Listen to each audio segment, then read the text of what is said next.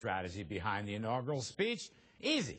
Bust the Reagan philosophy of small government and free enterprise that has held America for 3 decades. And along the way, bust up the Republican Party so the president's Democrats can retake the House. Let's talk about this. Here now is political analyst Mark Hanna, his former campaign aide to John Kerry and Barack Obama. We have Kevin Madden, former Romney senior campaign advisor, and Ramesh Ponnuru, National Review senior editor. Ramesh, what do you make of that? Is this the end of the era of Reagan and the return of the FDR, Great Society, ultra-liberalism, big government on steroids?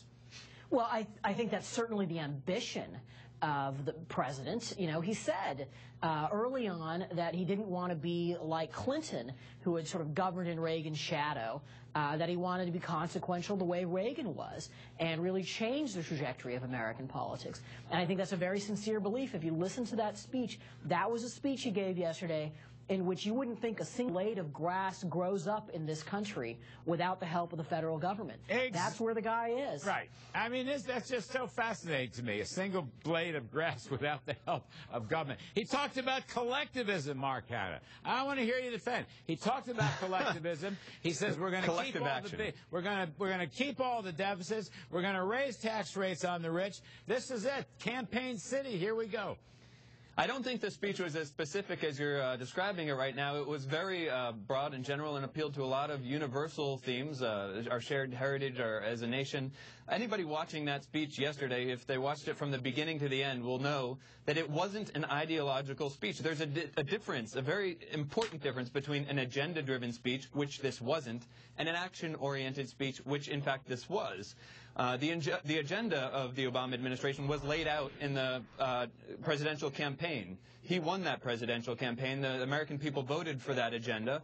Here he was laying out the not very specific things he was going to do, but a vision for the country. You say this is dividing the GOP. The GOP is dividing itself. So I don't think the president can take credit for the deep ambivalence that exists within the Republican Party right now. I think the president is doing the best he can. All right, let me go to Kevin Madden on that point. I mean, Kevin, how do you see this?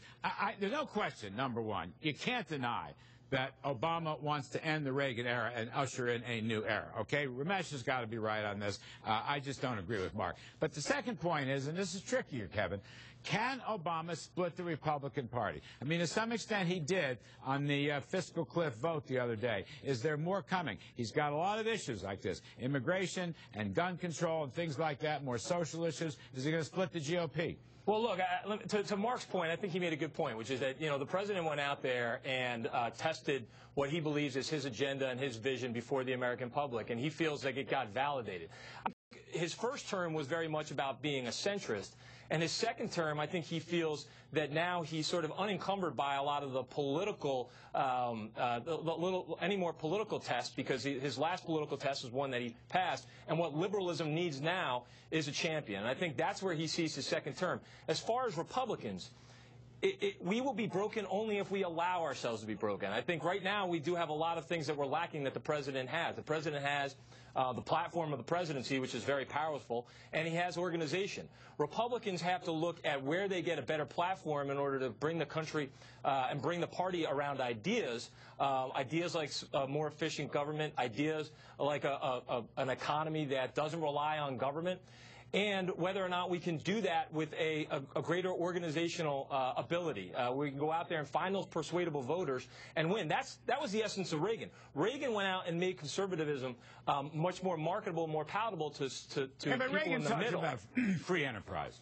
Reagan talked about capitalism. And he sold that to a very persuadable part of the American electorate. And that's what we have to do better. See, Ramesh, what Obama's doing is very interesting to me. He's quoting the Founding Fathers. All men are created equal. They are endowed by their Creator with certain unalienable rights, that they are entitled to life, liberty, and the pursuit of happiness. Now, yeah, that's what the founders said. But, Ramesh, they were talking about freedom. Economic freedom. They were not talking about the government imposing equality from above or by taxing rich people. They were talking about opportunities. They weren't talking about results. This was the freedom of opportunity, Ramesh. Now, I think Obama very cleverly has this completely wrong. Well, if you listen to the speech, when he talks about the founders, most of the time what he's saying is that the great thing that the founders did was create the system that can change over time and go to be something completely different. This is not a speech that celebrates anything like checks and balances. It's a speech that celebrates not only government power over the economy, but government power over civil society. Everything we do together, if you look at the word together in that speech, together always means the federal government. That's not historically been the way Americans have seen ourselves. And I think, Mark Hanna, I just got to go back to this.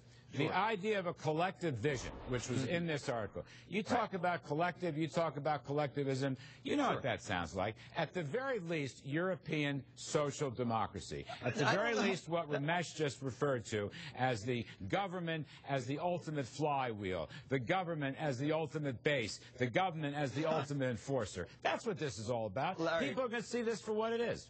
I don't know how you go from collective vision to social European-style socialism. I go from A to B. It's the easiest connection I've ever made intellectually. I'll go from collectivism to united, as in the United States of America. I'll go from collectivism to we are a unified country where gay men and women and immigrants are all part of the American fabric. And the president was laying out a vision that accounted for everybody. And I'll take issue with one thing you said about equal results. He was very focused on equal opportunity to the point where he was talking about equal opportunity, equal rights under the law. Those are, words taken directly from the Constitution. I mean, the elements of the GOP right now that are criticizing the president for doing, for this sort of civil rights rhetoric, it is civil rights rhetoric, and they're the same Republicans that would be criticizing JFK for his civil rights rhetoric, for dividing the GOP, for dividing the Republicans back in the 60s when they were trying to pass voting rights legislation. Well, that was actually Democrats who were divided on civil rights, by the way. Yeah, and there is one big challenge that we have if we're looking at this through the lens of Reagan.